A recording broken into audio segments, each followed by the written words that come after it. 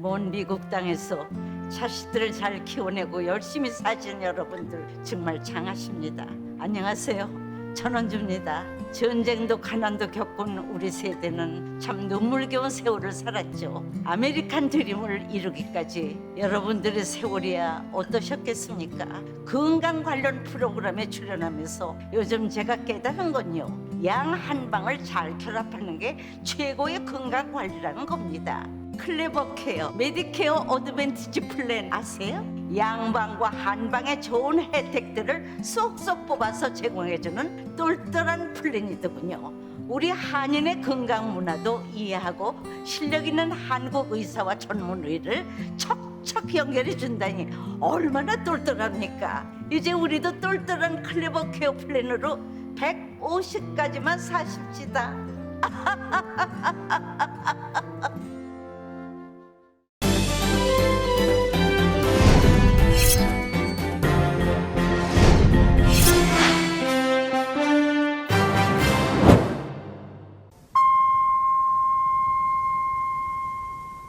감사의 계절 11월 라디오 서울과 함께 따뜻하고 평화롭게 지내시길 바랍니다.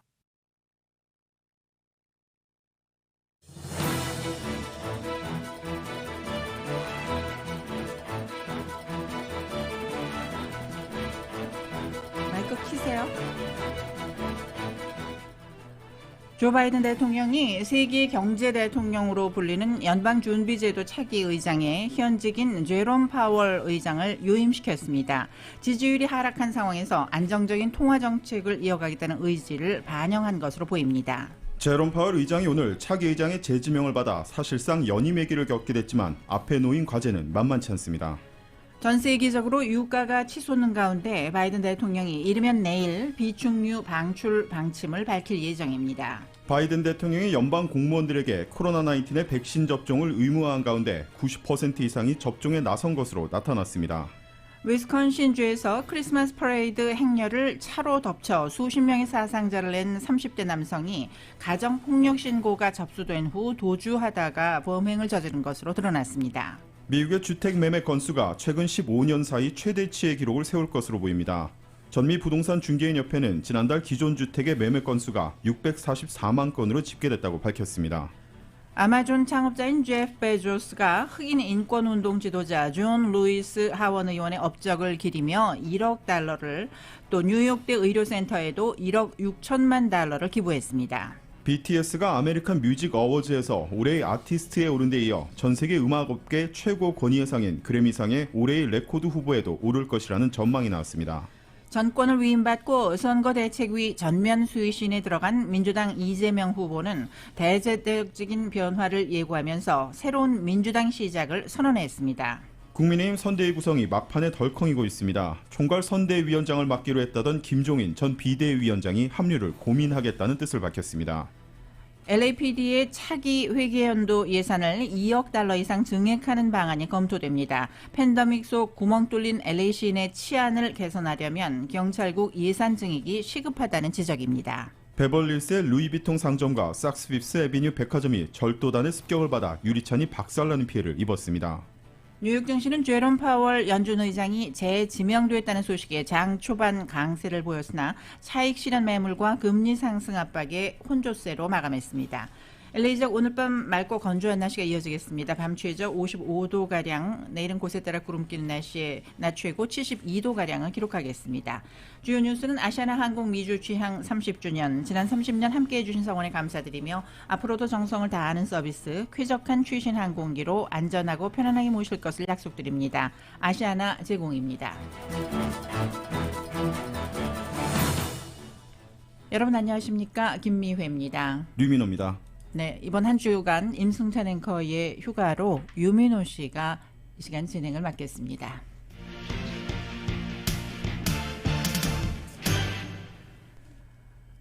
(11월 22일) 월요일 저녁 라디오 서울 이브닝 뉴스, 먼저 첫 소식입니다. 연방준비제도 차기 의장으로 지명된 제롬 파월 연준 의장이 경기 회복 과정에서 암초로 등장한 인플레이션 대응에 역점을 두겠다는 의지를 밝혔습니다. 조 바이든 대통령은 오늘 백악관에서 기자회견을 열고 파월 의장의 재지명, 또 레이얼 브레이너드 연준 이사의 연준 부의장 지명을 공식화했습니다. 오늘 회견에 참석한 제롬 파월 의장은 고물가는 가족들, 특히 음식, 주택, 교통 같은 필수품의 높은 비용을 제대로 감당할 수 없는 이들에게 타격을 준다는 것을 알고 있다고 말했습니다. 이에 우리는 경제에 더 강력한 노동시장을 지원하고 추가 물가 상승이 고착화하는 것을 막기 위해 우리의 수단을 사용할 것이라고 다짐했습니다. 한편 브레이너드 지명자는 업무의 중심에 노동자를 두겠다면서 이는 인플레이션을 낮추고 경제 성장을 지원하는 것을 의미한다고 설명했습니다. 조 바이든 대통령이 세계의 경제 대통령으로 불리는 연방준비제도 차기 의장에 현직인 제롬 파월 의장을 위임시켰습니다. 높은 인플레이션 탓으로 지지율이 하락한 상황에서 안정적인 통화 정책을 이어가겠다는 의지를 반영한 것으로 보이고 있습니다. YTN의 보도입니다. 바이든 대통령이 고심 끝에 전임 도널드 트럼프 대통령이 임명한 파월 의장의 유임을 결정했습니다. 연준 의장 후보로 꼽혔던 레이얼 브레이너드 연준 이사를 부의장에 지명했습니다. 온건파로 분류되는 의장과 진보적 성향이 강한 부의장으로 견제와 균형을 이루겠다는 의도입니다. 바이든 대통령은 취임 후 지난 10개월 동안 미국 경제를 회복시키는데 파월 의장의 결단력 있는 리더십이 역할을 했다고 설명했습니다.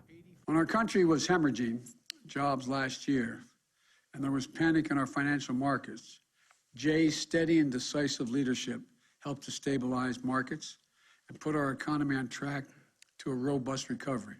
그러면서 이들이 인플레이션을 낮게 유지하고 물가를 안정시키며 최대 고용을 이루는데 초점을 맞출 것이라고 기대했습니다.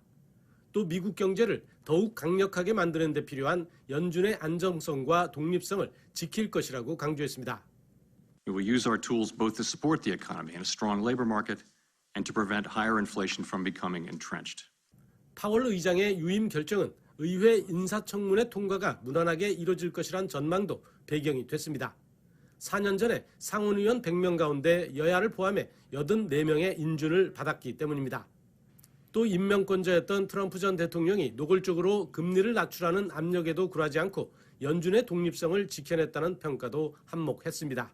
미국 언론은 이번 인선에 대해 대유행의 여파가 계속되고 30년 만에 가장 빠른 인플레이션으로 씨름하는 가운데 중앙은행의 정책 일관성과 안정성을 유지하려는 결정이라고 평가했습니다. 워싱턴에서 YTN 강태욱입니다.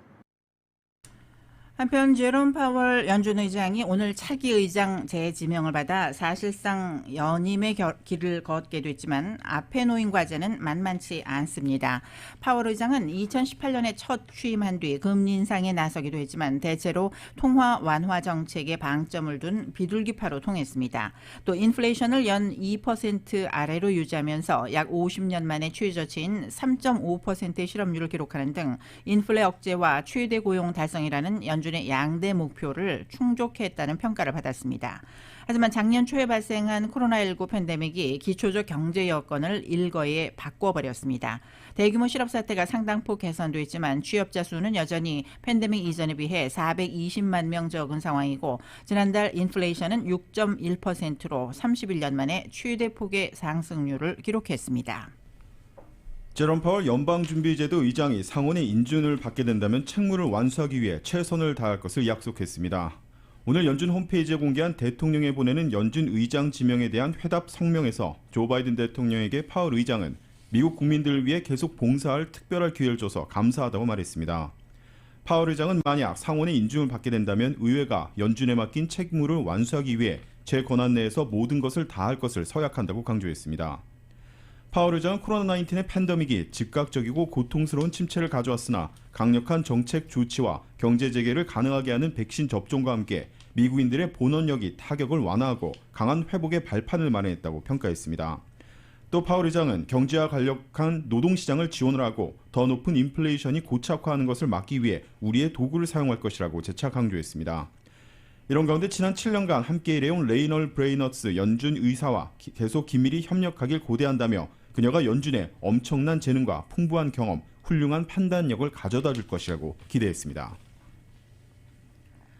바이든 대통령이 파월 의장을 연준 의장으로 재지명한 데는 인플레이션이 경제적 문제이기도 하지만 동시에 정치적 문제라는 점을 분명히 한 것이라고 베런스가 분석했습니다. 진보 성향 민주당이 선호하는 레이얼 브레이너드 연준 이사 대신 파월을 지명한 데는 민주당 내 중도 성향 의원들이 더 우위에 있다는 것을 시사하는 동시에 빠르게 상승하는 물가를 다루는 데 있어 상대적으로 더 강경한 쪽을 선택했음을 시사하기 때문입니다. 시장 참가자들은 파월 의장이 연임되는 쪽을 원해왔습니다. 어떤 식의 변화도 시장의 불안을 촉발할 수 있기 때문입니다.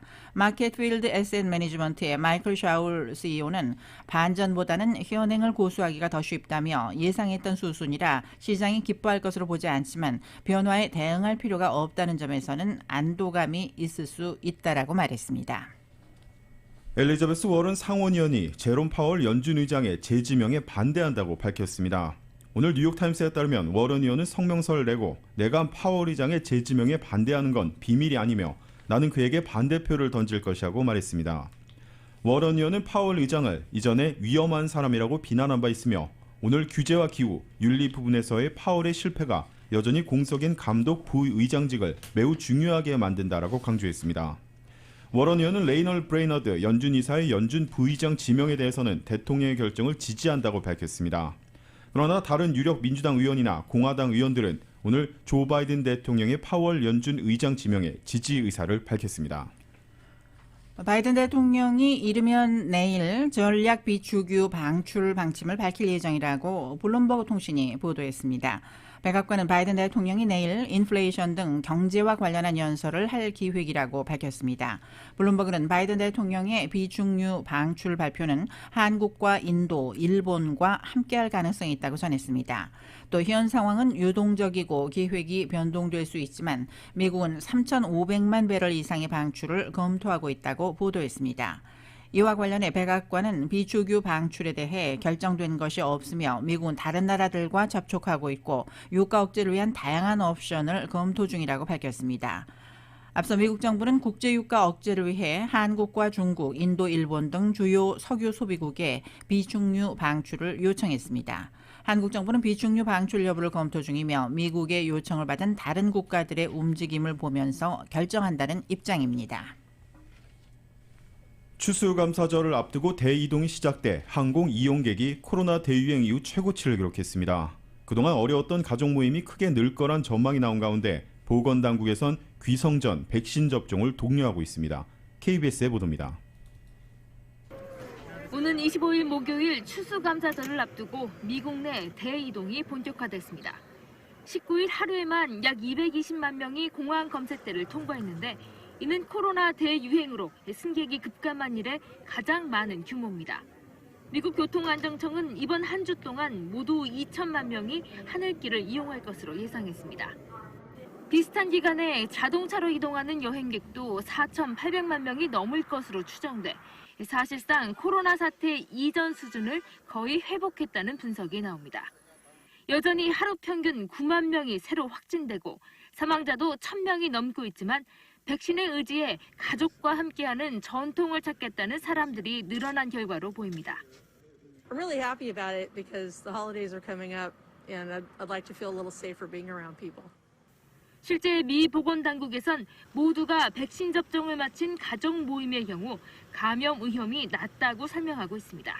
For the people who are vaccinated, the people who can get boosted, enjoy your holiday season with your family, indoors, grandparents, children, do it. 다만 구성원들의 백신 접종 여부가 확실치 않은 모임에 참석할 땐 마스크 착용을 권했습니다. 밀려드는 중증 환자들로 많은 병원이 한계를 호소하는 상황에서 미 보건당국은 추수감사절 전후 대규모 인구 이동의 여파를 예의주시하고 있습니다. KBS 뉴스 심연입니다. 라디오 서울 이브닝 뉴스 함께하고 계십니다. 일부 이 시간 LA와 가든그로브 두 곳에서 모시는 금강안경 검안과 1250만 불 교통사고 최고보상 교통사고 전문 천재 변호사 리차드 호프만, 빛으로 태어나는 당신은 카후나 미인 100% 근적외선 마스크는 카후나뿐입니다. 정직한 빛 카후나 LED 마스크, 온오프 PRGR 야마하 14 MU 스포츠 전미국 독점 총판 올림픽 골프, 구매부터 재용자까지 아파트론도 역시 뱅크 오브 호비하면 다릅니다. 희망을 설계하는 전문가들의 은행 뱅크 오브 홉 공동 제공으로 마련해드립니다.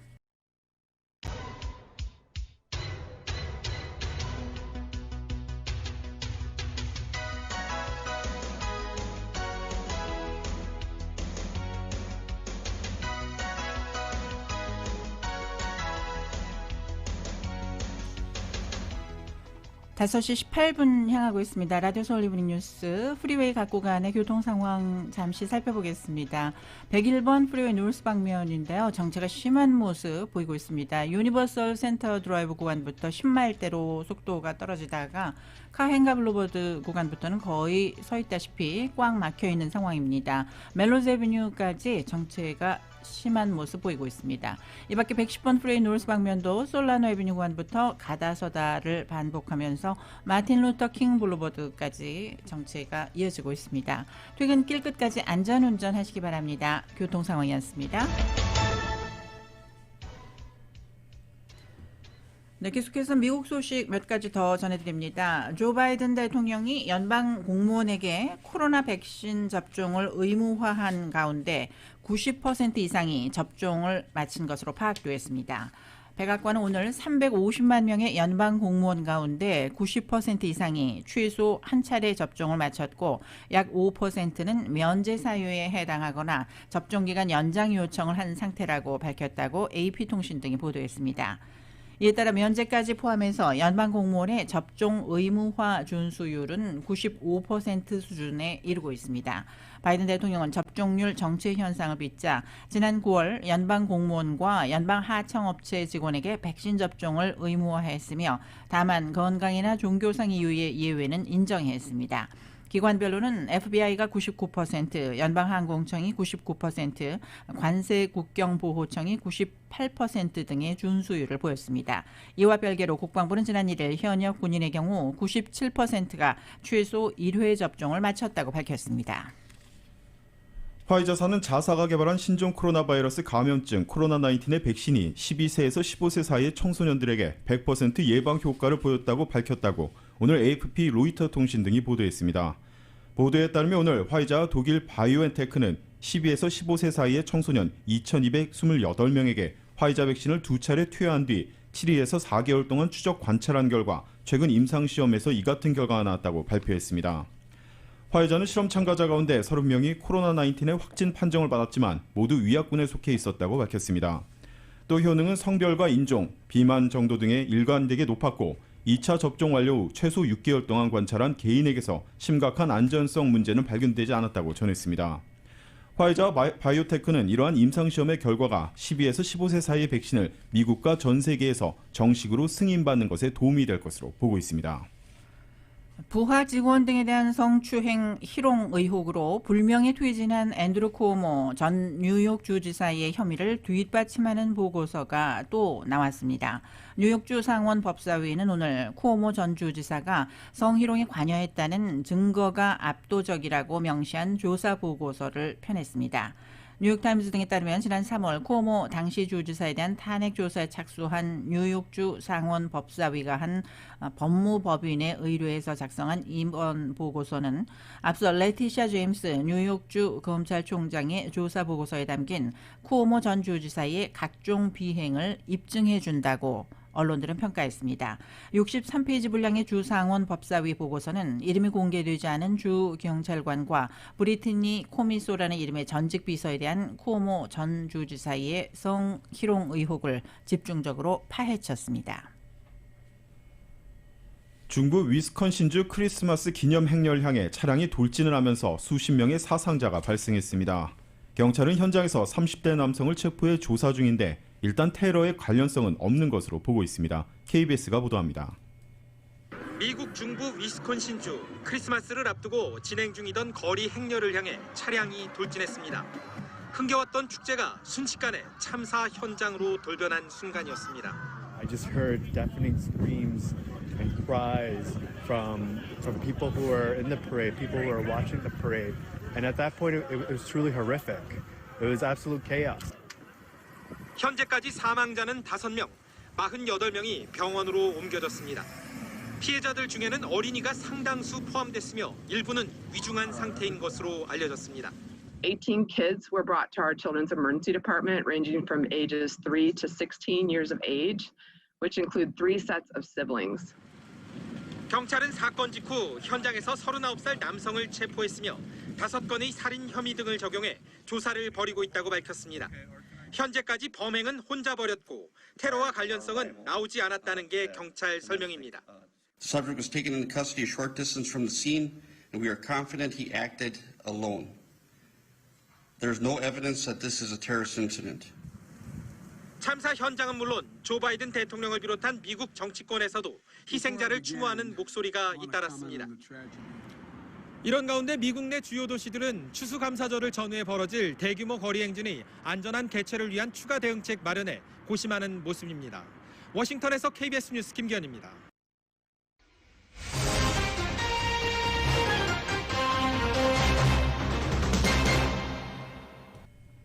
이어서 타운과 로컬 소식입니다. 지난 밤새 베벌리 힐즈의 루이비통 상점과 섹스 피프스 애비뉴 백화점 유리창이 절도단의 습격을 받아 박살이 나는 피해를 입었습니다. 절도범들은 오늘 새벽 0시 30분 200블락 노스 로데오 드라이브에 위치한 루이비통 상점과 9600블락 웨이셔 블루버드에 위치한 섹스 피프스 애비뉴 백화점을 털기 위해 슬래지 해머로 상점 정문 유리를 깨부수었습니다. 절도범 일당은 여러 대 차량에 나눠 타고 상점 유리창을 부쉈지만 상점 안으로 들어가지는 않고 도난당한 물품은 없는 것으로 밝혀지고 있습니다. 용의자들은 아직까지 검거되지 않았으며 용의자의 인상착의도 공개되지 않았습니다. 베벌리 힐즈에서 벌어진 이번 사건은 샌프란시스코에서 80여 명이 노드스트롬 백화점에서 무더기 절도 행각을 벌인 지 하루 만에 일어났습니다. 앞서 지난 금요일 밤 샌프란시스코의 유니언 스퀘어의 루이비통과 팬디, 입생로랑, 버버리, 돌체앤가바나 상점에 절도단이 습격해 유리창을 부수고 고가의 명품을 훔쳐 달아난 바 있습니다. 다음 소식입니다. LA 경찰국의 차기 회계연도 예산을 2억 달러 이상 증액하는 방안이 내일 LA 경찰 커미션에서 검토가 됩니다. 팬더미 속 구멍이 뚫린 LA 시내 치안을 개선하려면 경찰국 예산 증액이 시급하다는 지적입니다. 정현우 기자가 보도합니다. LA 경찰 커미션이 2022-2023 회계연도 경찰국 예산을 2억 1,100만 달러 증액하는 내용의 예산안을 23일 검토합니다. 예산안 증액이 이루어지면 LA 경찰국 예산은 기존의 17억 6,100만 달러에서 19억 7,400만 달러로 12.11%가 오르게 됩니다. 마이클 무어 LA 경찰국장은 경찰국 커미션에 보낸 서신에서 예산이 증액되면 LA 경찰국의 경관 수를 기존의 9,473명에서 9,800명으로 늘릴 수 있어 LA 시내 치안을 개선하는 데 원동력을 가질 수 있다며 예산 증액을 승인해달라고 요청했습니다. 예산 증액이 이루어지면 경관 증원뿐 아니라 순찰 차량과 테크놀로지 업그레이드 등 경찰국 운영에 소요되는 비용 전반을 늘릴 수 있게 됩니다.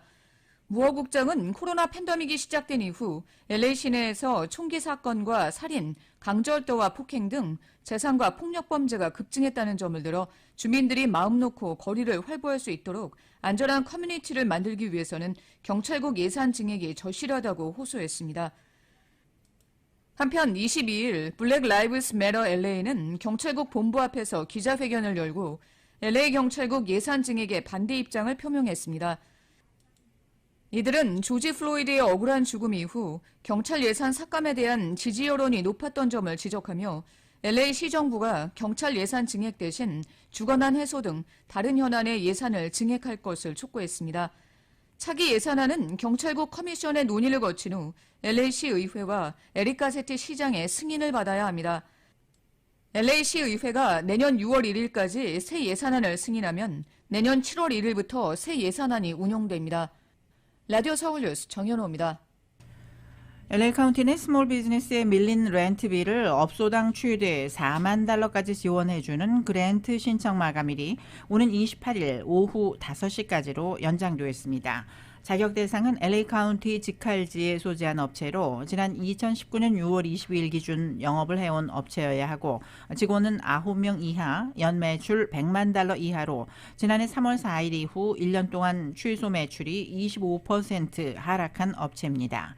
추첨을 통해 수혜 대상을 선정하며 선정된 업체는 지난해 3월 4일 이후 밀린 렌트비를 최대 $40,000까지 무상 지원받게 됩니다. LA와 롱비치항이 항만에 대기하는 선적에 벌금을 부과하기로 한 규정 시행을 또다시 연기하기로 했습니다. 벌금 부과는 당초 오늘부터 시행될 예정이었으나 최근 항만 적체 상황이 상당폭 개선됨에 따라 벌금 부과 시점을 일단 오는 29일로 일주일 더 연기하기로 했습니다. 당국이 항만 대기 선적의 벌금 부과 시행을 연기한 것은 이번이 두 번째입니다. 최근 코로나 바이러스 감염자와 입원 환자가 늘어나면서 산타크루즈 카운티가 실내 마스크 착용 의무화 지침을 복원시켰습니다. 어젯밤 11시 59분부터 복원된 지침에 따르면 산타크루즈 카운티 주민들은 백신 접종 여부와 관계없이 실내에서는 무조건 마스크를 착용해야 합니다. 지금까지 타운과 로컬 소식 간추려드렸습니다. 잠시 후에는 한국 소식 라디오 서울 이브닝 뉴스에서 전해드립니다.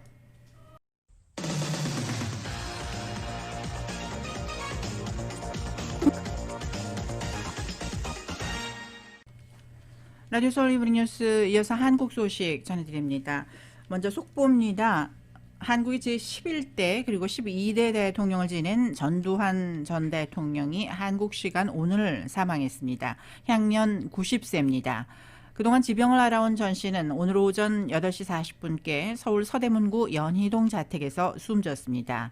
그는 자택 내에서 쓰러져 오전 8시 55분께 경찰과 소방에 신고됐으며 경찰은 오전 9시 12분께 사망 사실을 확인한 것으로 파악됐습니다. 한편 지난달 26일 12.12 군사 쿠데타 동지 관계인 노태우 전 대통령이 별세한 데 이어 한 달도 되지 않아 전 대통령도 세상을 떠났습니다. 1931년 경남 합천군에서 태어난 전 씨는 1955년 육사 11기로 졸업한 뒤 군내 사조직인 하나회를 만들고 무인으로서 출세 가도를 달렸습니다. 이후 1979년 10월 26일 박정희 대통령 피살 사건 당시 합동수사본부장이 된 데 이어 정권 찬탈을 위한 12.12 군사 반란을 획책했습니다. 군사 반란을 통해 집권한 전두환 씨는 1980년 5.18 민주화 운동을 유혈 진압했으며 1988년 초까지 대통령을 지냈습니다. 퇴임 후 내란과 살인 등의 혐의로 무기징역을 선고받았지만 1997년 12월 특별사면으로 석방됐습니다. 국립서울현충원에서 거행된 고 김영삼 전 대통령 서거 6주기 추도식에는 여야 대선 후보들이 일제히 참석해 고인의 정신을 기렸습니다.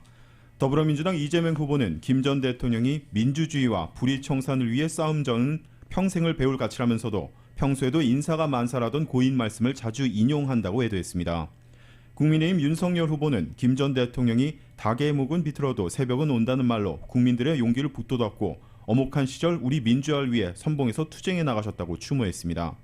국민의힘 안철수 후보는 김 전 대통령의 국민 화합과 통합의 마음을 되새기겠다고 다짐했고 정의당 심상정 후보는 대도 부문의 길을 따라 반드시 정권 교체를 이뤄내겠다고 강조했습니다.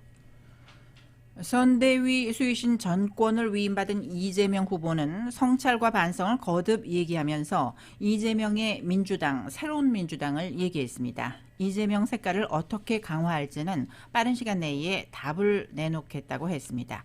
KBS의 보도입니다. 의원들이 앉던 회의실에 20대 취업준비생, 30대 신혼부부 등이 자리했습니다. 새로운 민주당의 첫날이라며 선보인 외형상 변화입니다. 이재명 후보는 우선 반성하겠다고 했습니다. 지역을 돌다 만난 상인의 호소를 전하며 관행에 젖어든 건 아닌지 되돌아본다고도 말했습니다. 그런 분들의 그 눈물을 제가 정말로 가슴으로 받아 안고 살아가고 있는지. 부동산 문제는 남 탓을 했다고 반성했고 대장동 의혹에 대한 자신의 그간 태도도 잘못이었다고 인정했습니다. 왜 다 환수하지 못했느냐. 왜 민간의 저런 비리잔치를 예방하지 못했느냐라고 하는 지적에 대해서 나는 책임이 없다라고 말한 것 자체가 잘못임을 인정합니다. 대장동 의혹에서 무엇이 문제냐던 그간의 태도와는 확연히 달라진 대응입니다. 이 후보는 반성에 방점을 두고 변화 방향으로 민생 실용개혁과 기민함을 강조했습니다. 이런 기조가 반영되고 이재명의 색깔을 강화하는 방식으로 선대위는 개편될 것 같습니다. 우선 의사결정을 신속하게 하고 의원들이 백의종군하겠다고 한 만큼 선대위 일부를 새 얼굴로 채우는 인적 개편도 준비하는 수순입니다. 다만 당 지도부가 제외될 경우 2012년 선대위처럼 당의 조직력을 가동하기 어려워진다는 얘기도 나왔습니다. 이재명 후보는 선대위 출범식에서 제1공약으로 내건 전환적 공정성장을 뒷받침하는 세부 계획으로 디지털 전환 관련 공약을 오늘 발표합니다. KBS 뉴스 손서영입니다. 국민의힘 김종인 전 비상대책위원장이 오늘 더 이상 정치 문제에 대해 얘기하고 싶지 않다라고 말했습니다. 사실상 윤석열 선대위에 합류하지 않겠다는 거부 입장을 드러낸 것으로 해석되고 있습니다.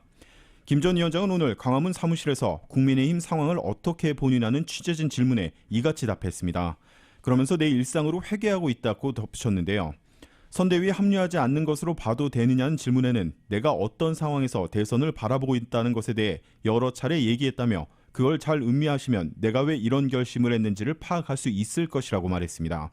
그러면서 선거에 대해 자신에게 구차하게 묻지를 말아달라고 말했습니다. 더불어민주당은 국민의힘 윤석열 후보의 장모가 재산 환수를 피하려고 부동산을 외손주에게 증여했다는 의혹을 제기하며 가족 비리 의혹을 정조준했습니다. 윤 후보 측은 이미 다른 부동산이 압류됐다며 환수를 피할 의도는 없었다고 해명했는데요. 윤석열 후보는 대장동 의혹을 덮으려는 시도로 보고 국민을 잠시 속일 수는 있지만 영원히 속일 수는 없다며 강하게 맞대응했습니다. 이 소식 YTN이 전합니다. 민주당이 국민의힘 윤석열 후보의 가족비리 제보를 받겠다며 국회 본청 앞에 천막을 설치했습니다. 윤 후보 본인과 부인, 장모까지 이른바 본부장 비리 의혹을 정조준하며 본격적인 여론전에 돌입한 겁니다. 윤석열 씨 장모 최모 씨가 국민건강보험공단에서 요양급여 비용 환수 결정을 처음 통보받은 직후인 올해 1월 20대 외손주 2명에게 시가 20억 원 안팎의 부동산 지분을 증여한 사실이 드러났습니다. 이재명 후보도 대장동 의혹에 대한 검찰의 부실 수사를 지적하며 윤 후보를 직접 겨냥했습니다. 최초의 저축은행 비리를 왜 윤석열 후보가 묵인해 주었는지, 부친 집을 화천대유 관련자들이 사줬다. 그것도 좀 대출 비리를 묵인한 것과 혹시 관련이 있지 않을까 이런 의문도 제기되고 있습니다. 후보 선출 후 처음으로 당 지도부 회의를 주재한 윤석열 후보는 국민을 속이지 말라며 역공을 폈습니다.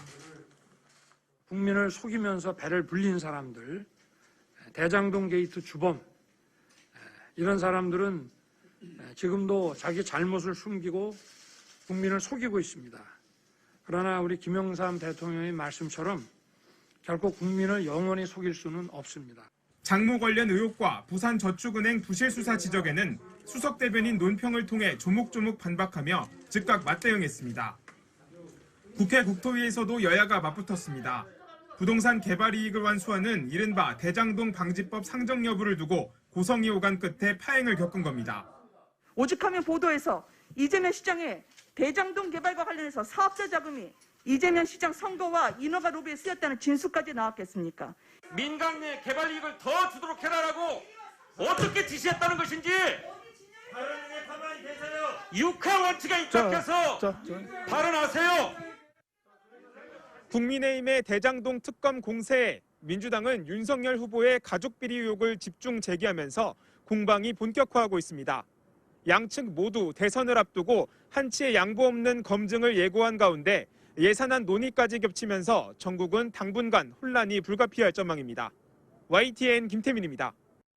한편 대장동 의혹을 수사 중인 검찰이 김만배 씨와 남욱 변호사, 정영학 회계사를 기소했습니다. 앞서 기소된 유동규 전 성남도시개발공사 본부장을 비롯한 이른바 핵심 4인방이 모두 재판에 넘겨진 건데요. 검찰은 정관계 로비 의혹에 대해선 수사를 계속하겠다고 밝혔습니다. KBS가 보도합니다.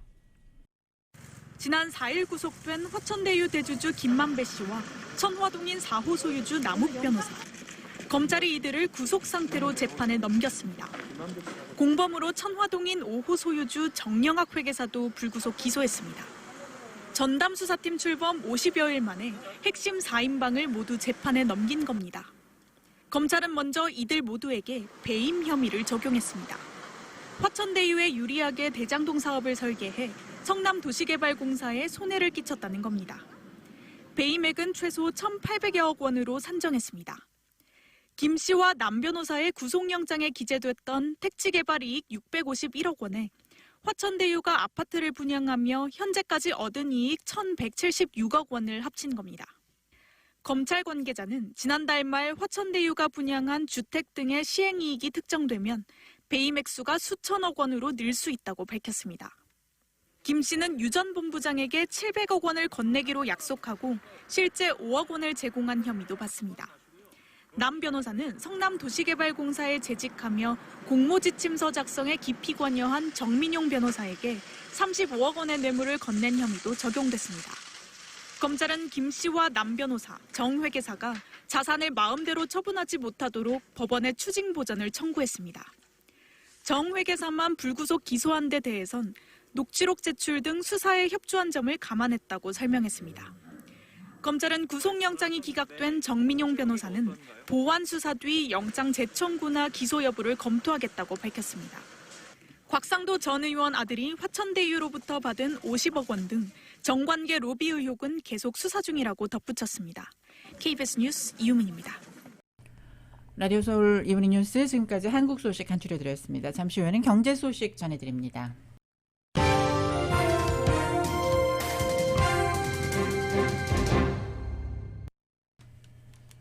이브닝 뉴스 이어서 경제 소식 알아보겠습니다.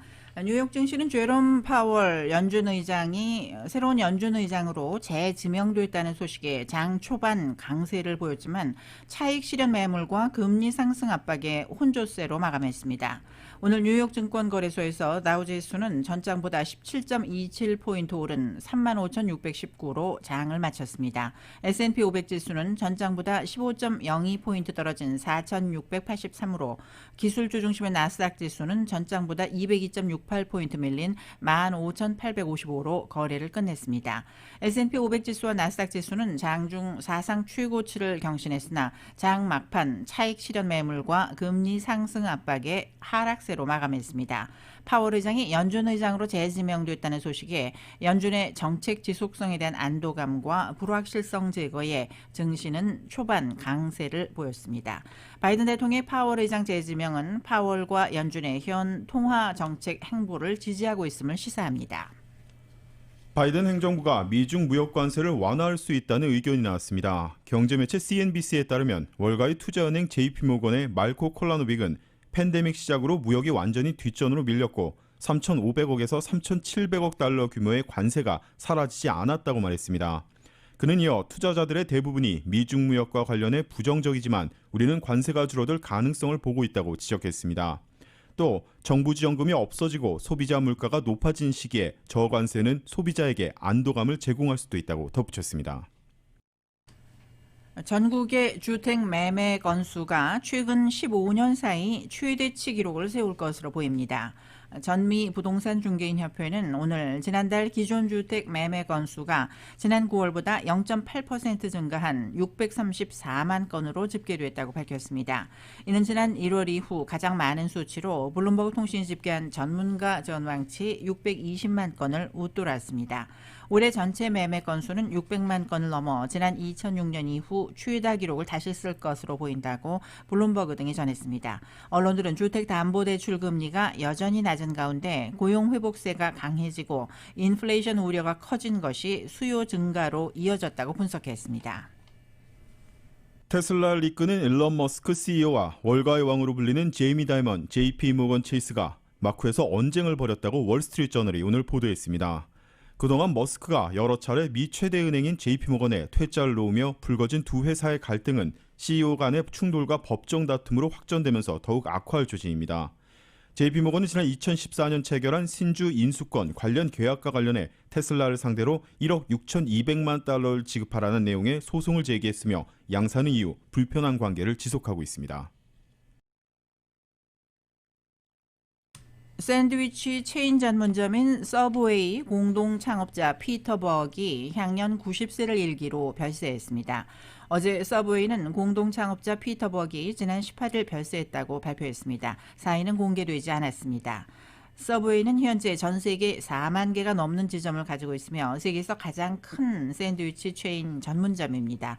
포브스에 따르면 버그는 17억 달러의 재산을 남겼다고 밝혔습니다. 전기자동차 업체 테슬라의 최고 경영자인 일론 머스크는 오늘 고급 세단인 모델 S 플레드를 내년 3월께 중국에서 출시할 수 있다고 밝혔습니다.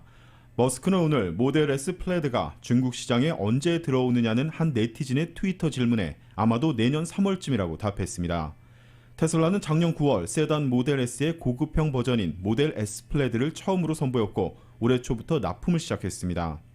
이 차의 한 번 충전 시 주행거리는 396마일이고 최대 속도는 시속 200마일입니다. 가격은 13만 달러에 육박을 하는데요. 이런 가운데 월스트리트저널은 중국이 세계 최대 전기차 시장으로 테슬라가 2019년 말 상하이 공장에서 전기차를 만들기 시작한 이후 판매량이 늘고 있다며 중국 공장은 테슬라에 있어 수출 허브 역할을 하고 있다고 전했습니다.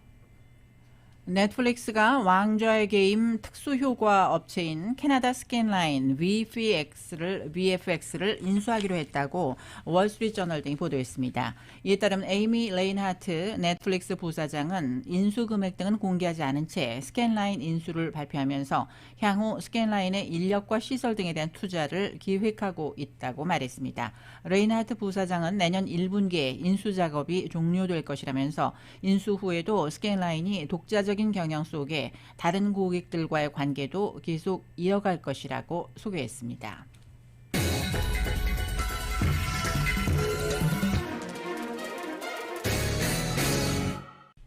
계속해서 스포츠 소식입니다. LPGA 여자 골프 세계 랭킹 순위에서 한국의 고진영 선수가 2위 자리를 지켰습니다. 고진영은 오늘 플로리다주 네이플스에서 펼쳐진 LPGA 투어 CME 그룹 투어 챔피언십에서 우승을 하며 올해의 선수와 상금 부분에서 1위로 시즌을 마쳤으나 세계 랭킹은 아직 넬리 코다 선수에 뒤지고 있습니다. 올해 LPGA 투어가 CME 그룹 투어 챔피언십으로 끝으로 종료가 돼 2022년 1월 다음 시즌 개막 전까지 순위 변화가 있을 가능성이 크지 않은 가운데 LPGA 세계 랭킹 10위 중 한국 선수는 고진영 선수를 포함해 박인비, 김세영, 김효주를 포함해 총 4명이 포진했습니다. 골프 황제 타이거 우즈가 올해 2월 교통사고 이후 9개월 만에 골프클럽을 들고 스윙하는 영상을 공개해 화제가 되고 있습니다. 타이거 우즈는 오늘 자신의 소셜미디어 채널에 조금씩 나아지고 있다는 설명과 함께 골프채를 들고 스윙하는 영상을 올렸는데요. 이런 가운데 우즈가 마지막으로 출전한 대회는 1년 전인 지난해 11월 마스터스였는데 이번 해가 가기 전 팬들에게 모습을 비출 수 있는 대회는 오는 12월 2일 바하마에서 타이거 우즈 재단이 주최하는 이벤트 대회인 히어로 월드 챌린지로 선수로는 뛰지는 않겠지만 모습을 보일 가능성도 높은 것으로 점쳐지고 있습니다. 영국 런던의 토트넘 호스퍼 스타디움에서 열린 2021-2022 시즌 프리미어리그 12라운드 토트넘 호스퍼와 리즈 유나이티드와의 경기에서 토트넘이 리즈에 2대1로 승리를 했습니다. 리그 3경기 연속 무승에서 벗어난 토트넘은 지난 2일 부임한 콘테 감독의 체제에서 정규리그 2경기 만에 첫 승리를 올렸는데요. 출전한 손흥민은 경기가 끝날 때까지 몇 차례의 득점과 도움 기회를 잡았지만 공격 포인트를 올리지는 못했습니다. 한편 이번 경기로 손흥민 선수는 올 시즌의 공식전 5골 2도움을 기록 중입니다. 지금까지 스포츠 소식이었습니다.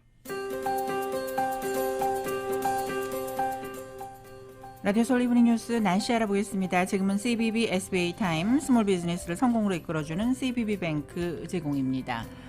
오늘 밤 LA 지역은 맑은 날씨가 이어지겠습니다. 건조해서 습도가 10%대를 보이고 있습니다. 밤 최저 기온 56도가량, 내일은 곳에 따라 구름 끼는 날씨에 낮 기온은 오늘보다 10도 이상 떨어져서 낮 최고 LA 지역은 72도가량, 오렌지 카운티 지역은 74도에서 75도, 밸리와 인랜드 엠파이어 지역은 74도, 해안 지역은 78도가량에 머물겠습니다.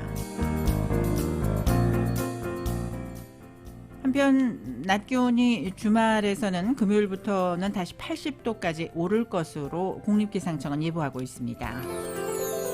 하와이 호놀룰루 지역 오늘 오후 구름 약간 끼는 날씨 보이고 있습니다. 바람은 10마일에서 15마일 정도로 불고 있고 밤 최저 72도가량, 내일은 맑겠습니다. 낮 최고 84도로 예상됩니다. 끝으로 한국 날씨입니다. 영하권으로 뚝 떨어져서 추운 아침을 보이고 있습니다. 전국이 추운 가운데 서울은 영하 2.7도가량을 보이고 있습니다. 서쪽 지방을 중심으로 대설주의보가 내려져 있습니다. 오늘 한낮의 기온은 서울 3도까지 오르겠습니다. 날씨는 지금은 CBB SBA 타임 스몰 비즈니스를 성공으로 이끌어주는 CBB뱅크 제공이었습니다.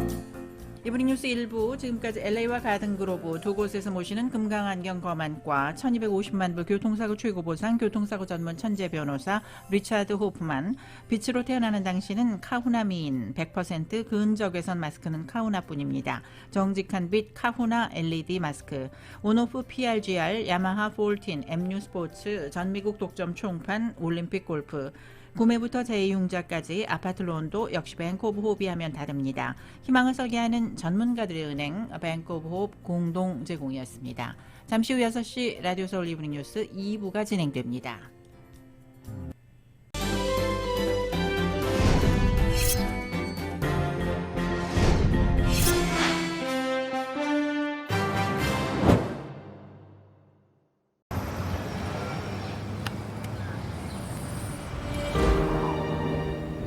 아직 쓰여지지 않은 스토리.